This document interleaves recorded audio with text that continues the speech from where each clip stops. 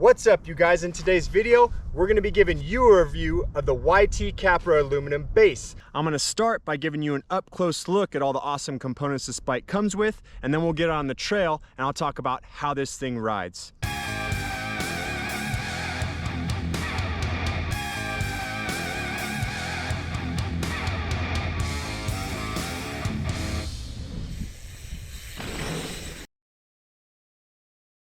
Now this is a fully aluminum frame with 160 mils of travel on the rear and 160 mils of travel up front.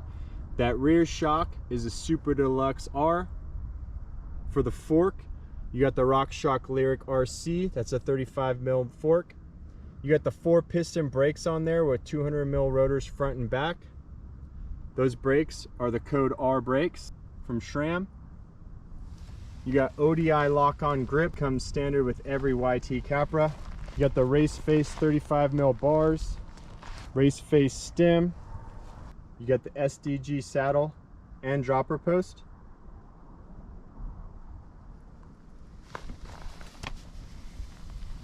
Got the descendant cranks on there. E13 chain guide bash guard and the NX drivetrain. And for the tires, we got the Maxxis Minion DHR2 2.4s in the EXO casing, front and rear.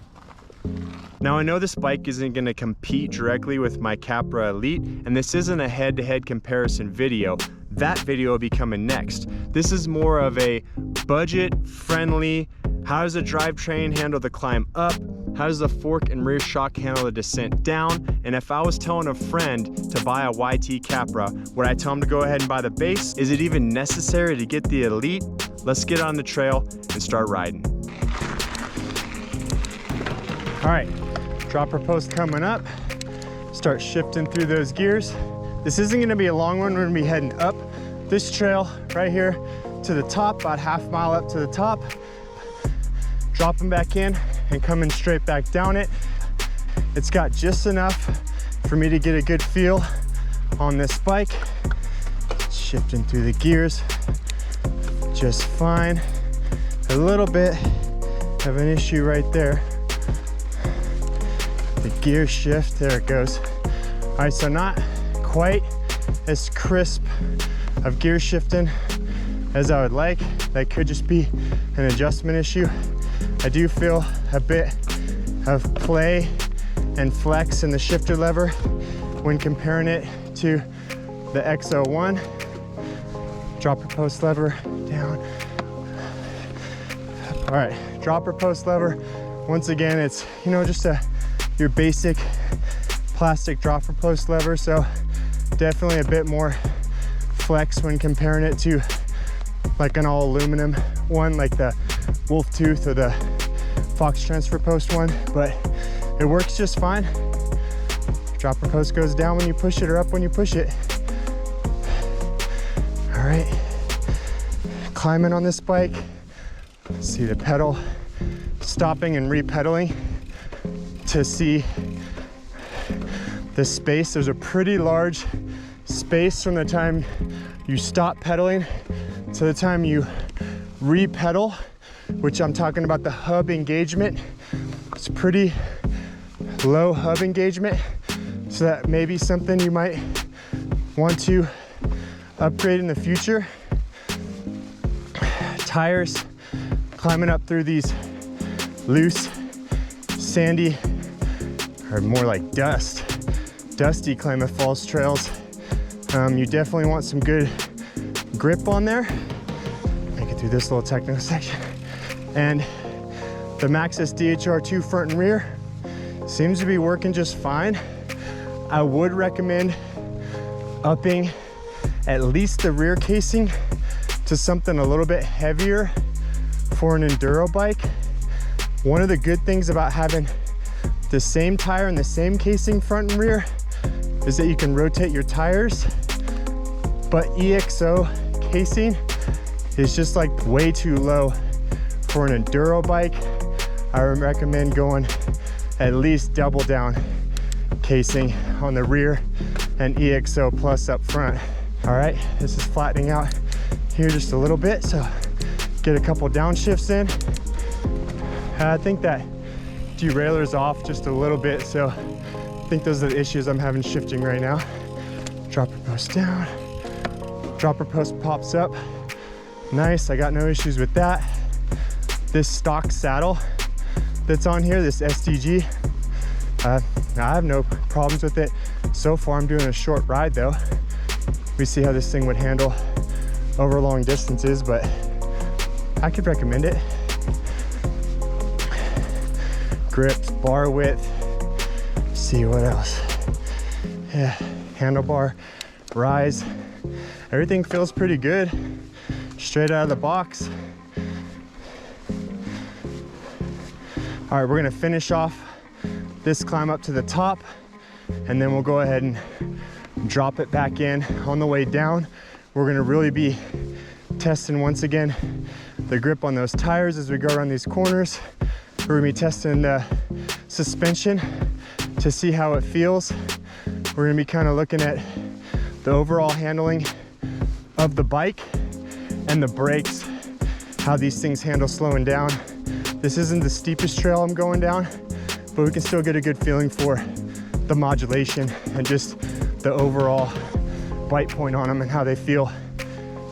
Woo! To the top. All right, coming up to the top now of this trail. Gonna go ahead and start downshifting, drop that seat post, get down into a lower gear, get a little bit of air. This thing pops good. That's what I love about these Capras. Get airborne with these.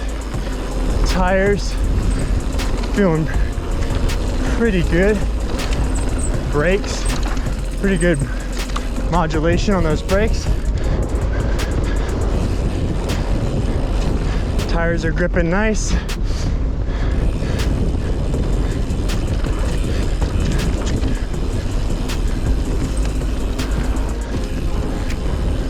Little rocky spot coming up. Woo! Yeah, little jump right here. Woo! All right.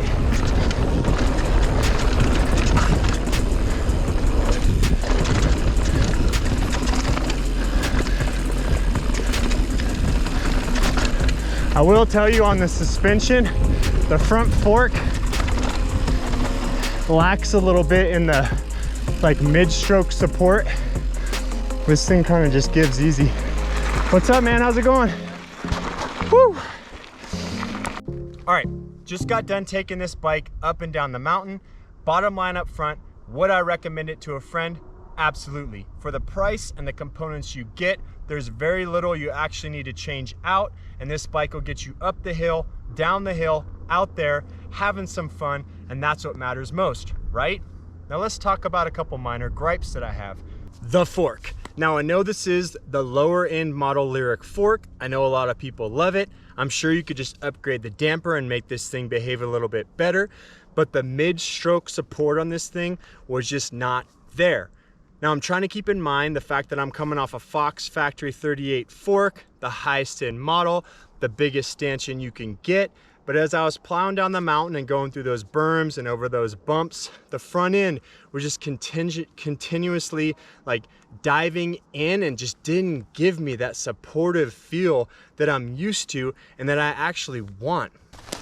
Now the next thing we're gonna talk about are these tires, especially the rear tire.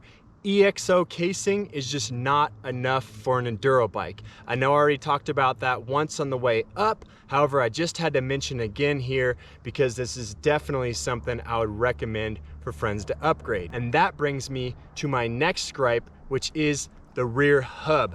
The play on this hub, you can just see that, how much play there is. So you might want to look at upgrading this rear hub if you get this bike. However, for the price, this bike is just fine and you're gonna expect a little bit of play like that. It's also got the NX drivetrain, which some people might complain about, but it's still got that eagle gear, still will get you to the top and back down the mountain. Now, while we're on the topic of coming down the mountain, let's talk about these brakes.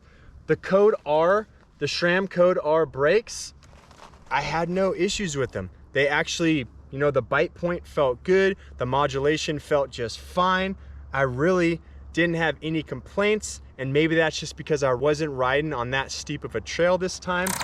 So real quick, as I'm driving home, just had another thought pop into my head. I like to keep these reviews as honest and to the point as possible.